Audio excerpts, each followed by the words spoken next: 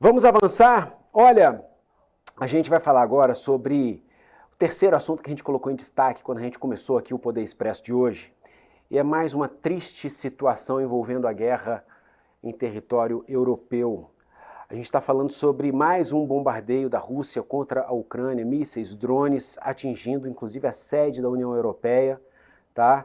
A gente está aqui com um número, triste número, de 15 mortos, pelo menos, 4 crianças mortas em Kiev, na Ucrânia, um ataque devastador ordenado ou sob a responsabilidade do presidente da Rússia, Volodymyr Zelensky. Ele disse que a resposta é a resposta de Moscou aos esforços diplomáticos para acabar com a guerra. Vai vendo até que ponto essa guerra está indo, tá? E a gente tem matéria no nosso site sbtnews.com.br, mas a gente vai entrar nesse assunto com uma análise bastante aprofundada aqui, trazendo um especialista no assunto, que sempre que a gente quer entender questões como essa, a gente traz o Rubens Duarte aqui, porque ele tem uma visão muito técnica, muito científica sobre esse caso.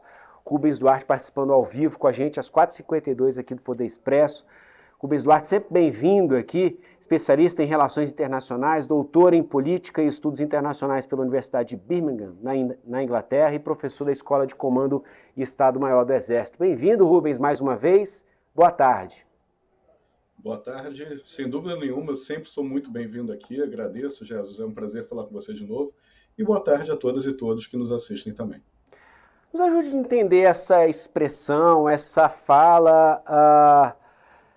Volodymyr Zelensky disse que essa é a resposta de Moscou aos esforços diplomáticos para acabar com a guerra. A gente está falando aqui Vladimir Putin, tem hora que a gente até se confunde aqui, né, quando a gente coloca aqui os dois lados, né, Vladimir Putin e Volodymyr Zelensky. O Volodymyr Zelensky, presidente da Ucrânia, ele disse que essa é a resposta de Putin aos esforços diplomáticos para acabar com a guerra. Então a gente vê sempre patinando essa tentativa de acordo. E mais uma vez, mais um episódio relacionado a essa triste guerra. Eu queria a sua análise, por gentileza, Rubens.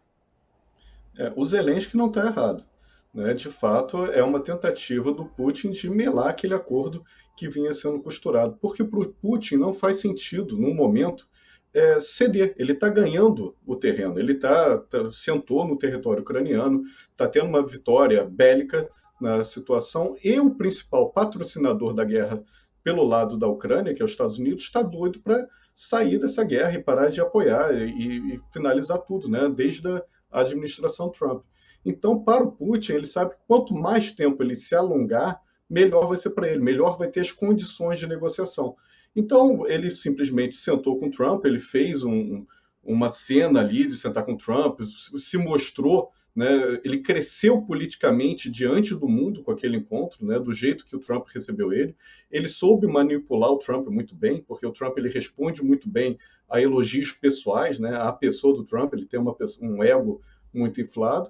E pelos bastidores, ele forçou uma certa situação política mundial, e nos bastidores ele iniciou de novo ataques, e dessa vez, nos ataques que ele fez a Kiev, ele acertou alguns como é que chama? Os escritórios avançados da União Europeia, e também alguns danos colaterais ao British Council, né, que é o consulado britânico. O que de fato bota uma areia, né, bota água no chope de qualquer um que esteja tentando negociar com a paz, porque, enfim, são exatamente os europeus que estão ainda resistindo a um tipo de acordo que simplesmente reconheça a vitória russa.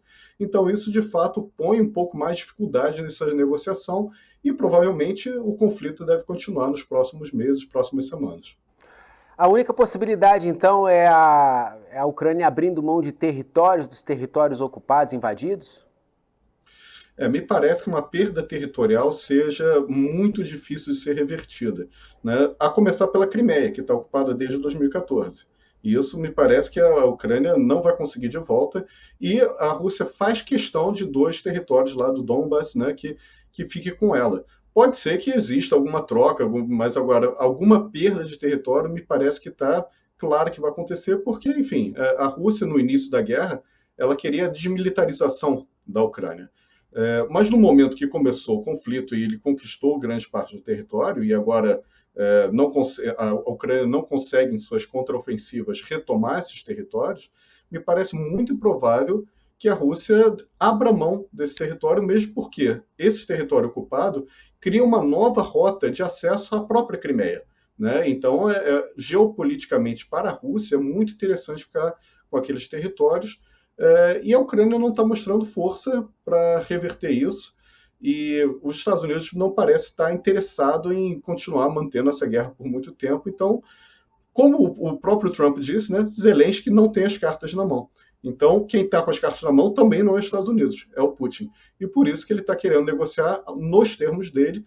E para fazer isso, também está na pauta, né, na cabeça dele, é uma atitude que vale a pena fazer esses ataques, né, para obstruir os diálogos de paz.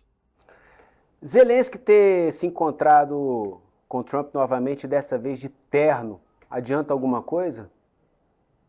Absolutamente nada. Inclusive, é uma situação bastante curiosa, né, essa trajetória. Então, assim que começou o conflito, o Zelensky colocou aquelas roupas que são ligadas ao militarismo, né, que são próximas de uma farda militar, muito imitando também outros líderes em tempos de guerra. Né? Churchill fez isso, outros líderes fizeram isso.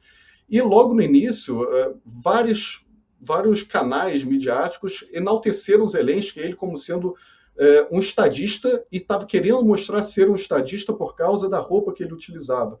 Né? Só que aí entrou a administração Trump e teve aquela emboscada que ele sofreu na Casa Branca, e uma pessoa perguntou: você não vai usar um terno?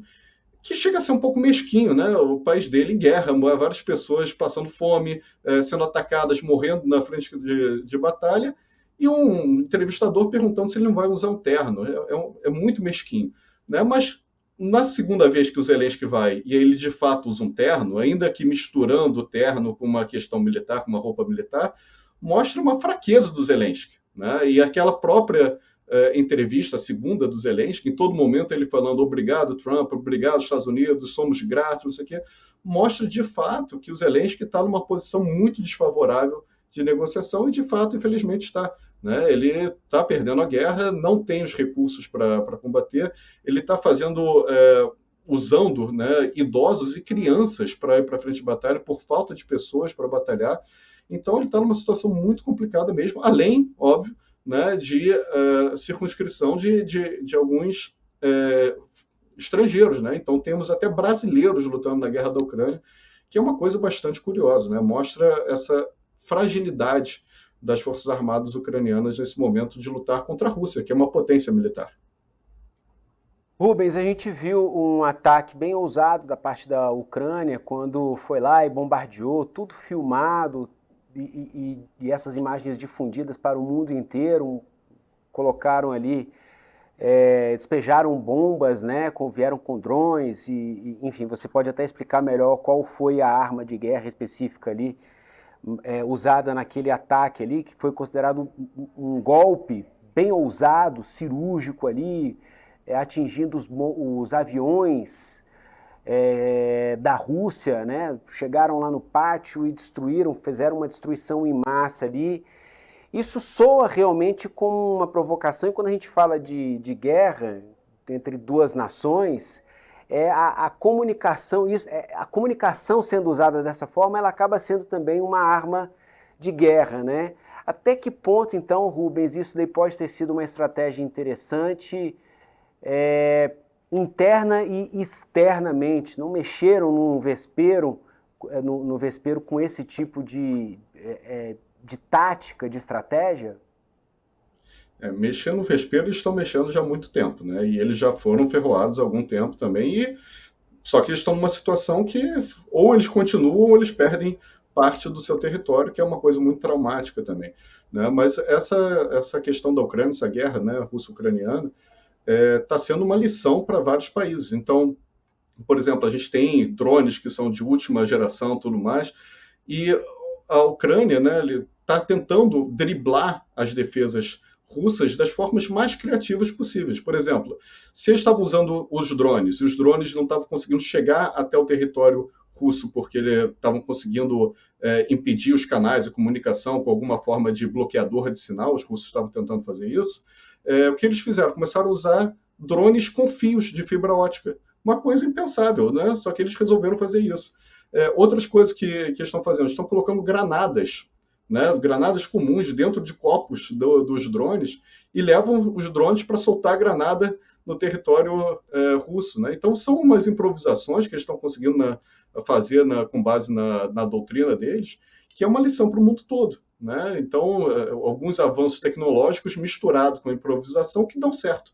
E, nesse sentido, essa resposta que você falou, que foi alguns meses atrás, né, aquela grande operação de inteligência que fez com que as forças ucranianas conseguissem atacar alvos muito importantes, muito estratégicos dentro da Rússia, né, mexe no vespeiro, sem dúvida, mas também levanta o moral. Né? Eu acho que a Ucrânia também tem essa questão de eles estão tão exauridos na guerra que esses símbolos, essas narrativas, essas demonstrações de força também dão um refresco, dão um novo ânimo para as tropas ucranianas que estão tão cansadas continuarem lutando, para a população ucraniana que está tão punida pela guerra também continuar querendo, né, desejando uma vitória militar. Porque, enfim, se a própria população ucraniana desistir da guerra, não existe o que os militares possam fazer. Né? Então é uma guerra, para a Ucrânia pelo menos, uma guerra total. Para a Rússia, não. Para a Ucrânia, sim. Todos os setores da economia, da sociedade ucraniana estão envolvidos nisso. Então, eles precisam, sim, dessas demonstrações de poder para dar uma nova ânimo, né, nessa batalha que é tão penosa contra a Rússia, um inimigo, né, um país que é muito mais poderoso que eles. A presidente da Comissão Europeia, Ursula von der Leyen, prometeu mais sanções à Rússia após esse ataque, e ela disse o seguinte: apresentaremos em breve nosso 19º pacote de sanções rigorosas. Ela falou em uma declaração à imprensa. Qual a efetividade desse tipo de sanção, Rubens, para frear essa guerra, para mudar o comportamento da Rússia? Pois é, Jesus. Então, desde o iniciozinho da guerra, a estratégia do Ocidente era asfixiar a Rússia economicamente, né? Desde o Biden. Né? O que aconteceu foi a economia da Rússia se mostrou muito mais pujante, muito mais resiliente do que se imaginava. Né? Então a gente já tem anos de guerra e essas sanções, na verdade, não fizeram tanto significado assim. Né? Tiraram a Rússia do SWIFT e tudo mais. Qual foi o resultado? Quase nenhum. Principalmente porque essas sanções vão acontecendo, só que a União Europeia continua comprando hidrocarbonetos da Rússia. Né? Então, como é que fica isso? Né? Então, a própria União Europeia, que foi atacada, né, teve o seu escritório atacado, que é a grande adversária russa, digamos assim, a maior interessada geopoliticamente é a Europa, né, depois da Ucrânia, obviamente, e ainda assim continua comprando, continua fazendo comércio com a Rússia. Então, fica muito esquisito. Né? Eles fazem sanções, mas onde poderia, de fato, doer na Rússia, que é parar de comprar os hidrocarbonetos, que é grande parte da economia russa é baseada na extração e venda de hidrocarbonetos, a Europa não quer fazer. Por quê? Porque depende dessa parte da Rússia, dessa matéria-prima da Rússia para a própria energia. Então, se eles fizerem essa sanção, também a Europa também sente economicamente, né? Principalmente na época do inverno, que eles precisam muito do gás russo para se aquecer. Então, não sei até que ponto essas sanções tão poderosas que estão sendo prometidas de fato vão fazer efeito. Meu chute é que não vão fazer tanto efeito assim. É mais para dar uma resposta, porque eles precisam dar uma resposta. Né? Afinal, o seu escritório foi atacado. Mas, efetivamente, para o fim da guerra, eu acho que as sanções contribuem muito pouco. Rubens Duarte, especialista em relações internacionais, doutor em política e estudos internacionais pela Universidade de Birmingham, na Inglaterra, professor da Escola de Comando e Estado-Maior do Exército, participando ao vivo mais uma vez com a gente aqui no Poder Expresso. Te agradeço demais pela sua presença no canal da SBT News no YouTube, Rubens. Até a próxima. Eu que agradeço o convite, até a próxima, e é um prazer estar conversando com todos vocês da SBT News.